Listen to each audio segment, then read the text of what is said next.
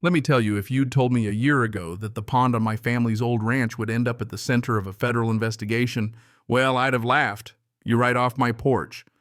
Probably offered you a cold one just for the creativity. But here we are. All because one woman, Karen Foster, yeah, you know the type called the cops on me 7 times in an hour, swearing up and down that my secret swimming pool was wrecking the neighborhood and sending out weird energy after dark.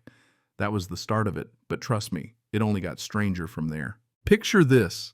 I'm jolted awake at 7 a.m. to see out my window, a woman in a power suit crouched by my pond, dipping what looked like a homemade science fair project into the water. She's got a guy in a wrinkled suit and cheap briefcase hovering nearby, looking like he'd rather be anywhere else. I stumble outside, coffee in hand, wearing yesterday's jeans, and just flat out ask, "Ma'am, you're trespassing, right?" That's when I get the full Karen experience. She straightens up, gives me the once-over, and introduces herself with the kind of confidence that only comes from a lifetime of speaking to managers. "I'm Veronica Sterling," she says, "and this is my legal counsel, Douglas."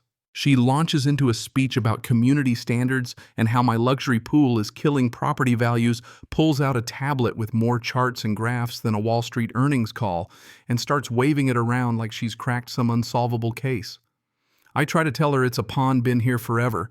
I'm not even in her HOA, but she's got aerial photos, water test results. She's even got the purchase price from when my uncle bought the land 30 years ago. The lawyer's scribbling notes, except his pens run out of ink, so he just sits there pretending. "You can't make this up." She tests the water 7.2 pH, which, she says, proves it's not a pond, it's a pool, like I'm out here doing Black Ops chlorine missions at night.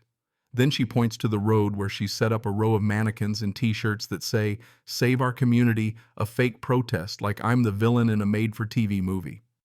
She threatens legal action, hands me a folder full of printouts, and tells me I've got 24 hours to voluntarily remove the unauthorized swimming facility. She actually says those words. Then she and Douglas pack up and leave, strutting away like they just solved the Zodiac case. The next day, things go from sitcom to crime drama. There's a guy in a black sedan across from my house taking pictures with a lens the size of a baseball bat. He introduces himself as Ray Morrison, private investigator hired by M. Sterling to document my violations. This dude is legit, 15 years in state fraud investigations, now working private.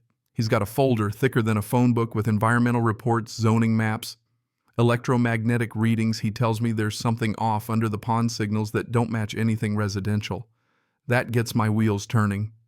All these years, Uncle Terry always joked about keeping the fish happy and told me never to mess with the shed out back. I'd always chalked it up to old farmer eccentricity, but now I start to wonder. So I break open the shed, a padlock that could survive a tank shell, and there's a concrete staircase leading down. Not your average cellar. I find myself in a real-life bunker, wires, old radios, satellite uplinks, military-grade gear, and a computer system that's still humming along asking for ID. There's a logbook going back decades, including entries from right before Uncle Terry died. Turns out this pond isn't just a pond. The recorded welcome message spells it out. This is Listening Post Charlie, a Cold War-era surveillance hub still online, camouflaged by my pond. While I'm wrapping my head around this, Karen shows up again, this time with a whole crew from some big shot company called Meridian Development. 3 people in tailored suits, cameras, tablets, the works. There's Amanda, Robert, and David, all tossing around jargon about environmental assessments and property compliance. They offer me a fat check to sell the place, hinting at remediation and federal compliance, but what they're really after is what's under the water. When I mention the black SUV that hasn't moved all day, Amanda and her team get real quiet. It's clear now I'm not just dealing with an overzealous neighbor, this is something a whole lot bigger. That night there's a knock at my door, and I open it to a man who introduces himself as Colonel Thomas Harrison, retired. He served with Uncle Terry. Without waiting for an invite, he pours himself a cup of coffee and lays it all out. My uncle was more than a farmer. He was an intelligence operative keeping watch on old comm networks long after the Cold War ended. That pond was cover for a listening post monitoring regional signals. Meridian, not just a developer, but a front for foreign investors looking to get their hands on that tech. And Karen. She thought she was running a property dispute, but was actually being used to crack open a decades-old intelligence facility.